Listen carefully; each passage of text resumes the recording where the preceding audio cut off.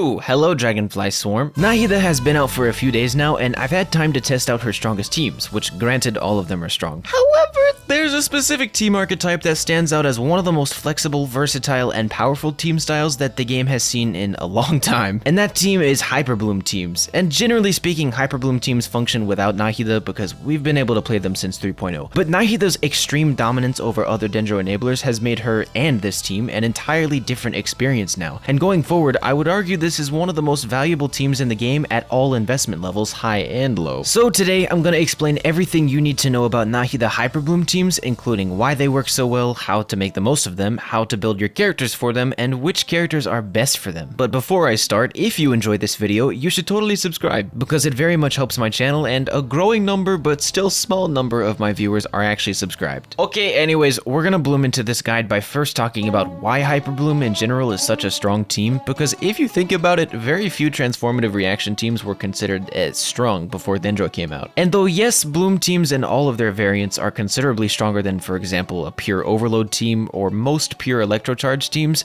Hyperbloom stands out exceptionally proud as possibly the easiest to work with and the most powerful to build. Hyperbloom teams typically focus heavily on the high Dendro damage you can deal by triggering lots of Hyperbloom seeds, but the flexibility of this team has allowed for a lot of different variants that provide different playstyles and strengths and all that. The core of the team requires a Dendro unit, obviously, and a Hydro unit so that you can create Bloom seeds, and then you must also have an Electro character in your third slot who can turn the Bloom seeds into Hyperblooms. And those mechanics are actually far easier to pull off than they might seem, thanks to the way that these elements interact with each other on enemies. And many players might already know this, but Hyperbloom works so well because when you apply Dendro to an enemy affected by Electrocharge, your Dendro aura won't immediately consume all of your Hydro, and therefore you can get more Bloom seeds from your Dendro and thus more Hyperblooms. And you might be thinking, what's the worth of building a team around reaction damage in the form of Hyperbloom when other similar reactions such as Overload are so bad on their own? Well, Hyperbloom damage scales extremely well, to put it simply. When your Electro character is level 90 and they have around 800 to 1000 elemental mastery, each of your Hyperbloom seeds can look to deal upwards of 30 to 35,000 damage per seed. There is an internal cooldown on their damage though, so no matter how many Hyperbloom seeds you trigger all at once, only up to 2 instances of Hyperbloom damage will actually be dealt every 0.5 seconds. But even still, the speed at which most teams can trigger Hyperblooms allows for a very high damage output from these seeds, which means not only is there extremely high potential for your team's reaction damage output, but also, with the nature in which you build these teams, there's great room for personal damage output as well. And by the way, even though Hyperbloom seeds look like they're single target, they actually are considered AoE damage, so if you were to group a tight pile of enemies together and trigger a Hyperbloom, it can hit multiple, though that's just a small bit of info to say that this team can be great in single target and AoE. And there's a lot more complex information than that, but that is the general history and functionality of Hyperbloom before Nahida came out. Because before Nahida, our other best Dendro characters for these teams were Dendro Traveler and Kole, both of whom only consistently applied 1 unit of Dendro when they applied it. And that, among other things, is where Nahida begins to take a big shift with this powerful team archetype. You see, Nahida's elemental skill, which provides the majority of her Dendro application, applies 1.5 units of Dendro when it hits enemies, not just 1, meaning it will eat through your Hydro aura and your Electro aura much faster. And at first, that might seem like it would be a bad thing, because if you're eating through those auras too quickly, it'll be harder for Hydro to keep up, and therefore you'll have less Bloom seeds and less Hyperbloom damage output. As you can see in this clip, even with Yelan's burst and Raiden's E, Nahida's skill and normal attacks are absolutely burning through the Hydro before it could even stay on the Geo Bishop for very long. But that is actually a really good thing, because all of a sudden, more often than not, and thanks to Nahida's extremely fast Dendro application, you'll be using Hydro to trigger Bloom seeds instead of Dendro. Hydro is a weaker aura than Dendro, blah blah blah. It basically means you'll be able to get more Bloom seeds even without the Electrocharge mechanic, which obviously means that your team's damage ceiling will be much higher than it was before Nahida came out, even before you consider her personal damage. And that was all a relatively complex way of saying that Nahida's Dendro application allows your Hyperbloom teams to trigger a lot more Hyperblooms than they ever have. But her application is so fast that Nahida can also quite frequently trigger spread damage on her skill, which benefits her skill's damage by a significant amount thanks to all the crit and damage bonuses it gains from her passive. So not only is she providing lots of Bloom seeds to the team, but the team is also providing her with significant significantly increased personal damage in the form of spread reactions. And dare I say, there is yet another extremely important factor that only Nahida could ever benefit from in Hyperbloom teams: her burst augmentations. Having an Electro unit and a Hydro unit in your party, which, is required for Hyperbloom teams, will extend Nahida's burst duration by a significant amount and also increase the speed at which her skill can trigger on enemies. And those two enhancements together means that in lots of Hyperbloom teams, you can actually get away with extending the team's rotations so that Nahida's skill can proc more Dendro particles for her, which means you can focus even more of her stats into offensive stats rather than energy recharge. Generally with Nahida, you can get 6 Dendro particles per rotation, but if your rotation is around 16 seconds or longer, which is what often ends up happening with Hyperbloom, she can generate 9 Dendro particles rather than 6. For context, Dendro Traveler's Burst is extremely expensive and usually requires upwards of 200% energy recharge just for them to be functional in the team. And while this isn't a huge issue since they're not expected to provide much damage anyways, it is very restrictive having to build so intensely into energy recharge. So overall, what does Nahida provide to Hyperbloom teams that Dendro Traveler and especially Kole cannot? Nahida provides a significant source of personal damage. She provides technically the largest active character elemental mastery buff in the game, extremely fast and practical Dendro application for the fastest Hyperbloom generation we've ever seen, and in most Hyperbloom teams, she will act as your on-field driver, and she is very good at being an on-field driver. Oh, speaking of which, it's time to learn how to build your Nahida depending on the scenario. In this next section, I'm gonna be going through the best gear to use on Nahida and explaining why, how, and in what scenarios the gear works best in. Because many players might try an off-field Nahida Hyperbloom team, but many more might try an on-field Nahida Hyperbloom team, and her best build will vary depending on how you play her, and who you play her with. So, depending on the team, your Nahida can very much enjoy playing as an on-field driver, where her primary goal is to spam her attacks while inside of her burst, driving the abilities of off-field characters like Raiden, Xingqiu, Yelan, Beidou, etc. And she does this very efficiently because she not only applies Dendro pretty fast with these attacks, but the attacks themselves are quite fast and hit any enemy along their trail. As an on-field character, and just in general with Hyperbloom teams, Nahida will enjoy 4-piece Deepwood a lot. She often ends up playing as the team's only Dendro unit because of how insane her Dendro application alone is, and as such, she'll generally be your best option for this artifact set, since it not only benefits her own Dendro damage, but also significantly benefits the Dendro damage dealt by your Hyperblooms. You can run 4-piece Gilded Dreams,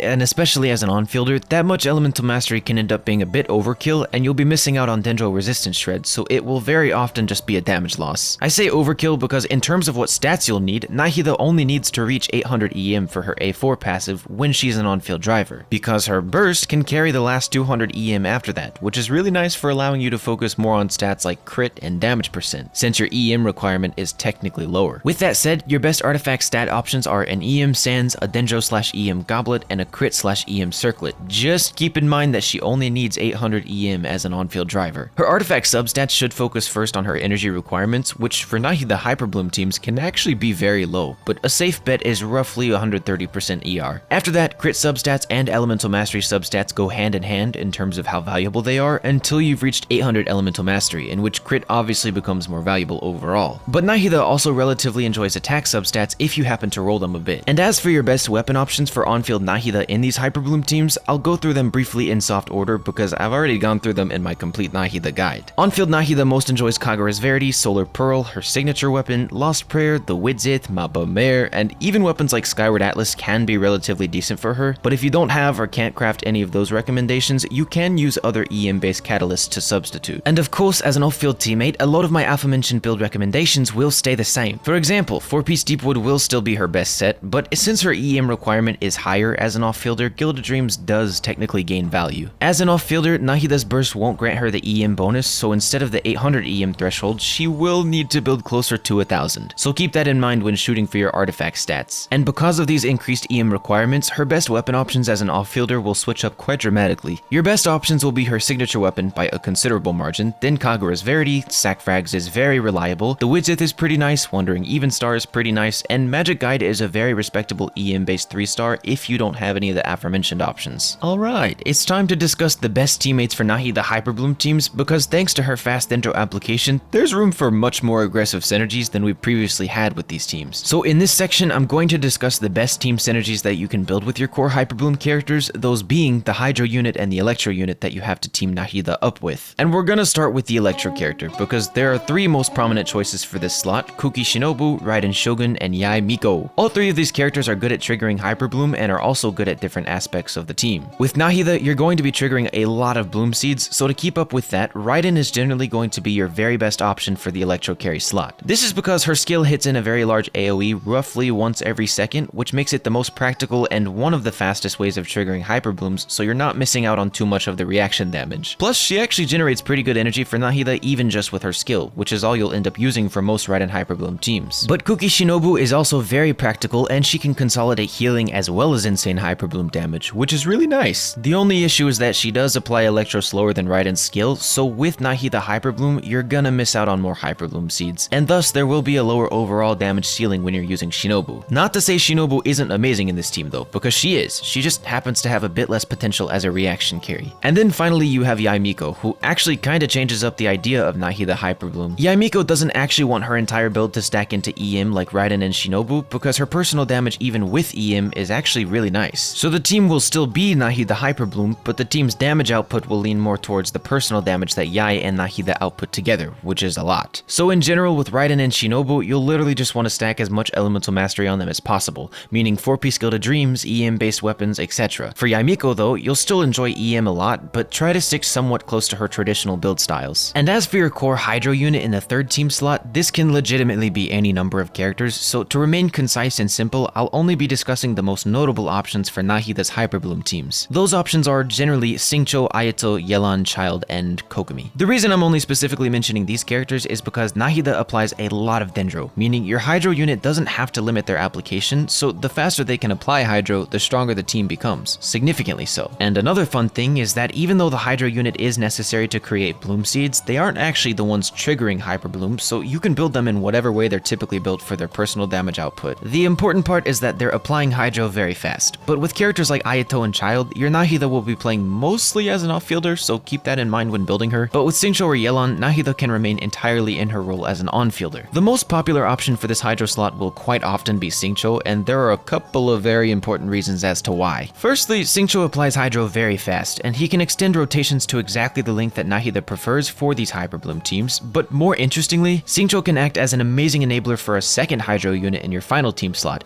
and this double Hydro synergy works very well for creating even more Bloom Seeds because of how efficiently Nahida can sustain Dendro. And that is something we are about to discuss, because we're moving on to the strongest Nahida Hyperbloom team variants showcased. Now that you know what your best core teammate options are, how to build them, and how they work, you should probably know what it looks like when you finish off your team with the strongest variants of Nahida's Hyperbloom teams that we currently have access to. Starting with this team, Double Hydro Hyperbloom. If you use this 4th slot for on-field Kokomi or Child, your Nahida will primarily play as an off-fielder, but if Ayato takes the 4th slot, she'll be able to swap between off and on-fielder. And finally, if you're instead using the slot for Yelan, Nahida will exclusively play as the team's on-fielder. And the idea of this team is to allow extremely fast bloom output from Nahida and your Hydro characters, while Xingqiu simultaneously enables your Yelan, Ayato, or Kokomi to deal very high personal damage. And then obviously your Electro unit is there to top the team's DPS off with insane Hyperbloom damage. Double Hydro Hyperbloom can be played in a few different ways, but it's one of the most versatile variants of the team, allowing Nahida to make very good use of all the utility she provides, whilst also keeping in touch with her teams and her own high personal damage potential.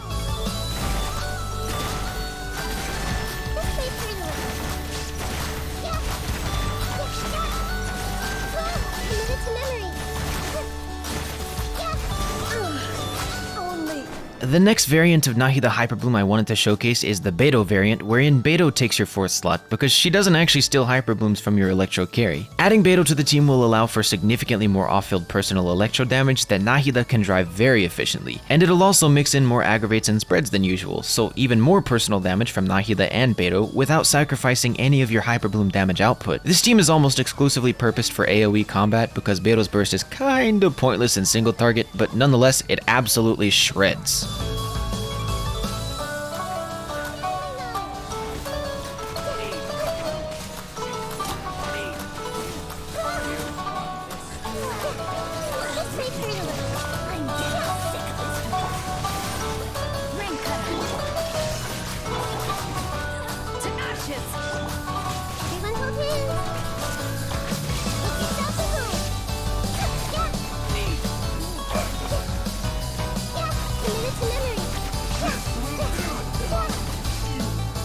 Another pretty powerful variant of Nahida Hyperbloom is Anemo Hyperbloom, where you fill an Anemo unit into your 4th slot, such as Venti, Kazuha, or Sucrose. The purpose of doing this is to number 1, allow your Anemo unit to trigger Hyperblooms of their own, thanks to their Elemental Mastery incentive and Chain Reaction Swirls, but it can also be quite valuable if your Hydro unit is someone like Ayato or Child, who would actually quite benefit from Hydro Resistance Shred. Also, Bloom Seeds can be pulled by crowd control, so there are many ways in which you can clump enemies and Hyperblooms together for AoE Hyperbloom damage. One thing you should note though is that I don't necessarily recommend this variant if you plan on using Nahida as your primary on-fielder, because she herself won't benefit at all from most of the Anemo unit's utility, and plus with mechanics like Venti's Burst, she actually won't be able to hit enemies if they're lifted up. Therefore, I recommend this most for those of you that want your Hydro unit, such as Child or Ayato or on-field Kokomi, to be the team's primary driver, because that's where it'll shine the most.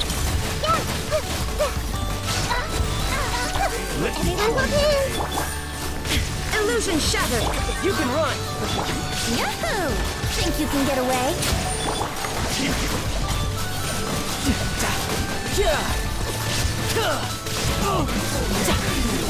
I'm not gonna lie, I'm watching that clip back and that was a lot more AoE damage than I thought it was gonna be.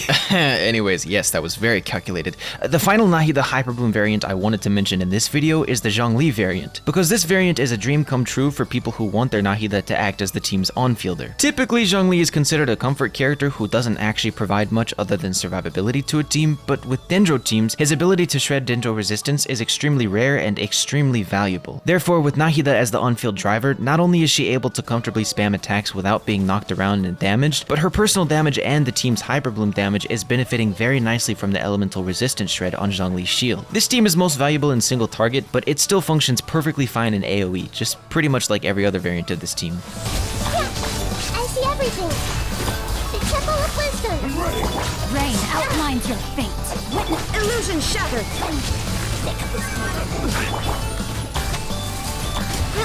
Grow!